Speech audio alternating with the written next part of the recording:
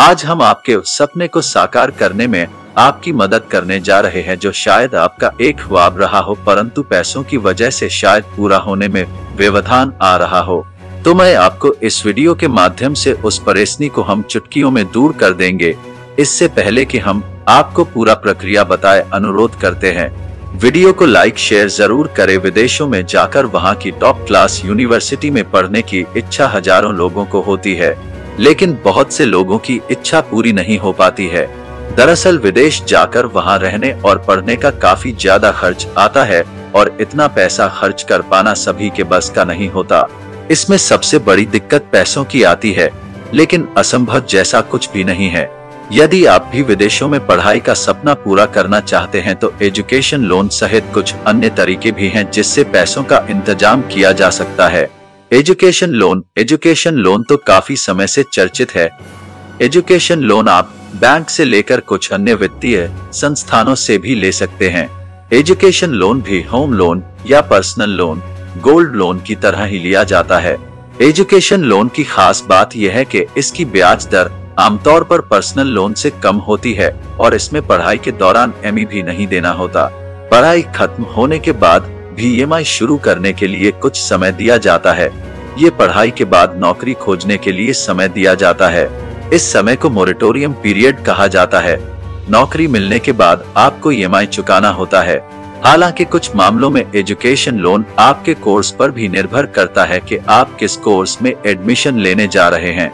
अगर आप कोई ऐसा कोर्स करने जा रहे हैं जिसकी मार्केट में डिमांड है तो लोन थोड़ा ज्यादा आसानी से मिल जाता है। जैसे इस समय डाटा साइंस, डाटा एनालिस्ट काफी हाई डिमांड वाले कोर्स हैं। स्कॉलरशिप विदेशों के कॉलेज और यूनिवर्सिटीज स्टूडेंट्स को स्कॉलरशिप देती हैं। स्कॉलरशिप के लिए सभी कॉलेजों का अपना क्राइटेरिया होता है। कहीं मेरिट तो कहीं स्पोर्ट्स या स्किल के आधार पर स्कॉलरशिप मिलती है। कुछ कॉलेज और यूनिवर्सिटीज तो स्कॉलरशिप में फीस का हिस्सा पूरी तरह से माफ कर देती हैं। ऐसे में स्टूडेंट्स को सिर्फ विदेश में रहने के लिए ही खर्च करना होता है। पार्ट टाइम जॉब, कई देश ऐसे भी हैं जहां आप आराम से पार्ट टाइम जॉब कर सकते हैं। तो यदि आपको पढ़ाई का और रहने का खर्च ज्यादा समझ आ रहा है तो आप पार्ट टाइम जॉब करके भी विदेश में अपनी पढ़ाई कर सकते हैं।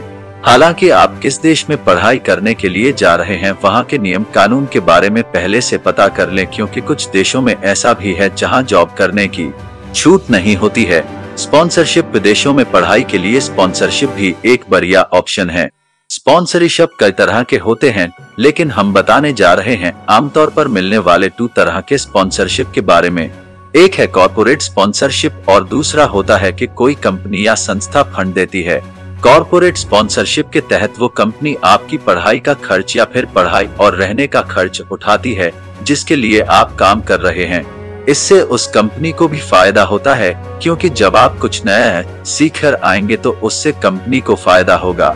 दूसरी तरफ जब स्पॉन्सर्ड डिग्री के तहत कोई कंपनी आपकी पढ़ाई के लिए फंडिंग करती है तो इसके बदले आपको कोर्स पूरा होने के बाद लिमिटेड समय के लिए कंपनी में काम करना होता है।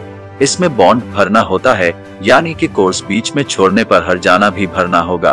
फ्री एजुकेशन, विदेशों में कुछ देश ऐसे भी हैं जहां हायर एजुकेशन, उच्च शिक्षा के लिए कोई फीस नहीं ली जाती है।